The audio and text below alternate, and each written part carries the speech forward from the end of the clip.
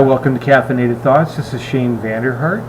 Well, she's 34 years old. She's energetic. Incidentally, she's the same age as our current Attorney General, Tom Miller, was when he won his first term.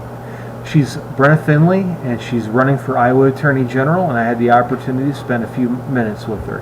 Hope you enjoyed the conversation. This is part one. Okay, I'm with Brenna Findley, candidate for Iowa Attorney General. Hi, Brenna.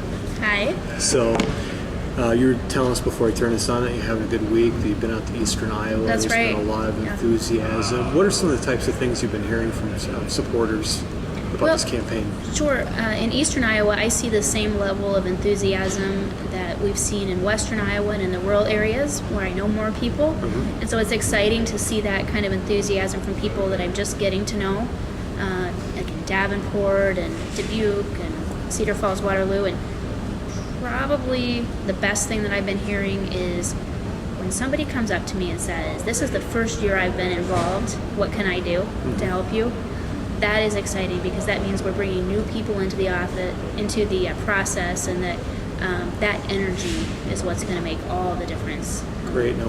I saw you at Niche last weekend, yes, and for those of you who don't know, it's Network of Iowa Christian Home Educators, and I didn't know that you were a homeschooler. Yes, I sure was. So how did that form your getting into politics? And I mean, what was that like for you? Yeah, well, I mean, especially for the Office of Attorney General, it's very important to have a solid educational background, and I have that from homeschooling and then college at Drake and law school at the University of Chicago, and I rely on my education every day for what I do.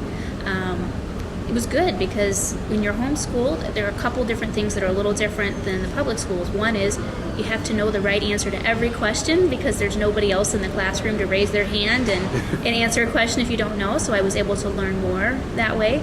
And also the self-discipline involved when you're studying on your own. It's something that college students learn when they go to college. Mm-hmm. But as a homeschool student, I was able to learn that in 8th grade when I started being homeschooled.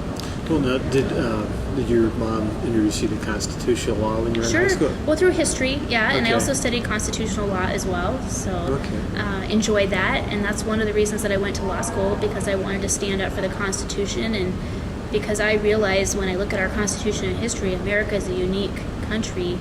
Our Constitution is a tremendous gift that's been given to us, and we want to keep that alive for every generation so they can all have the same freedom that we have.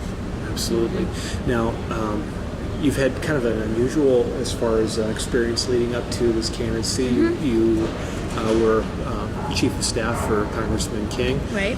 What made you decide, I'm going to run for Attorney General? Yeah. Well, because I want to stand up for the law and Constitution, and I want to serve as the legal watchdog and lawyer for Iowans. And I care about what happens in our state, and it's hard for me to watch the things that have been happening lately with 115,000 people out of work. Mm-hmm. I want to do everything we can to create a small business, jobs-friendly Attorney General's office so that we can bring jobs to Iowa and put people back to work. And I can do that by keeping an eye out for regulations that hurt small businesses and also keeping an eye on our litigation climate. Okay, so having a pro-business environment, that's one of your top priorities. What are It's one of them. Also standing up for the Constitution. I would join the lawsuit by 20 other states to stand up against the government takeover of healthcare, because that takes away our freedom when people are forced to buy a certain kind of insurance or face IRS penalty. I think it's wrong. I think it's unconstitutional. And as Attorney General, I would stand up and defend Iowans. Okay. What would be some of your other priorities? Sure. Well, I think we need more sunlight, sunshine, and accountability in state government. Okay. Right now, many people don't know what their state government is up to, and it's hard to get access to that information. So I'd have a better website that Iowans can go to from anywhere in the state so they can find out just what the Attorney General's office is up to. And the other thing I would do, and this is where I differ significantly from the incumbent, is he would allow the government to charge people who request public records for the time of the government worker that they spend reviewing the request. Okay.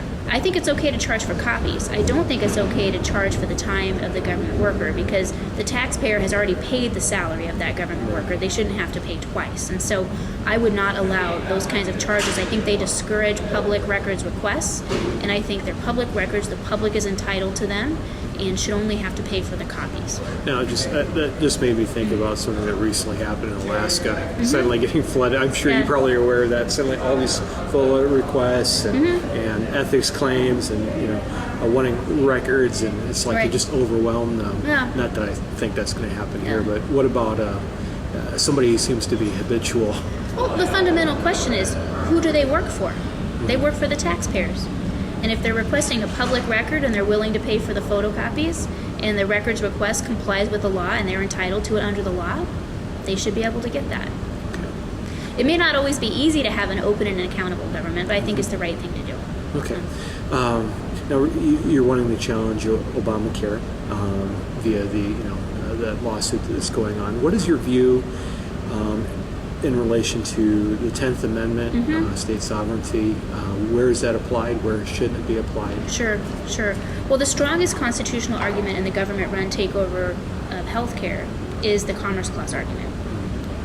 And that's the argument that I would focus on. I would also make the 10th Amendment argument, but the Commerce Clause argument is much stronger because Congress doesn't have the power to force a private person to buy a private product from a private party.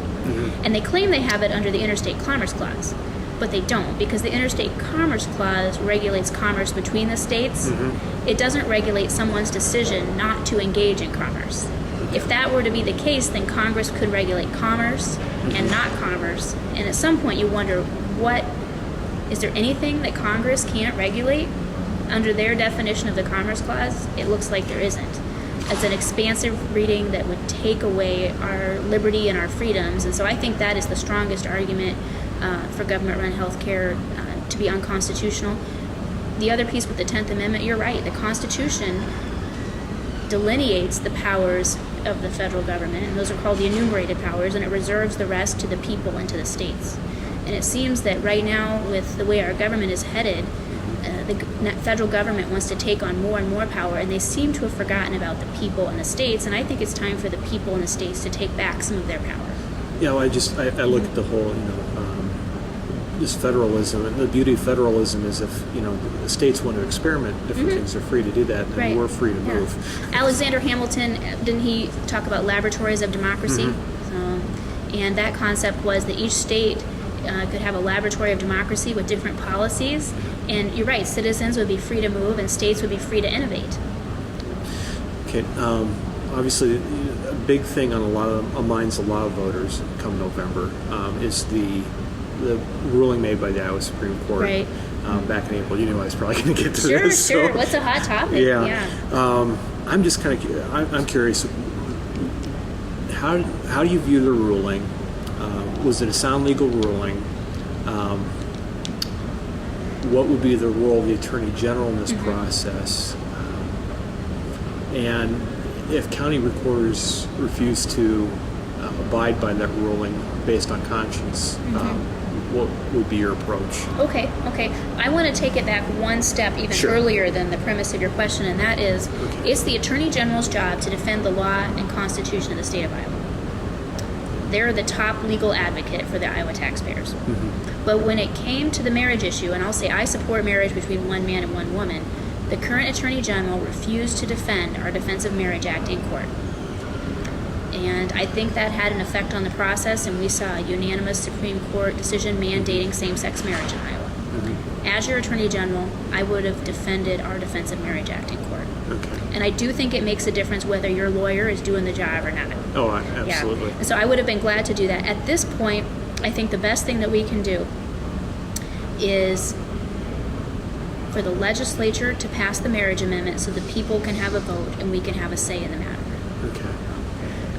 And then when you're getting to the issue of, you asked about the county recorders, I think it was a heavy-handed tactic on the part of the current Attorney General to threaten removal from office for those county recorders. County recorders are always just trying to do their job to the best of their ability, and I think it was unfair to make them a political pawn in the political game that was going on at the time. Also, the Attorney General does not have the power to remove duly elected county officials at will. There's a procedure that has to be gone through for that, and I don't think that a county recorder in that instance that it would rise to the level required by the statute that they would have a hearing and be removed from office. I mean, I'm just thinking worst case, probably somebody can go to a different county recorder's office if they needed to. I don't know marriage laws in that regard, but now your view. I'm assuming you've read the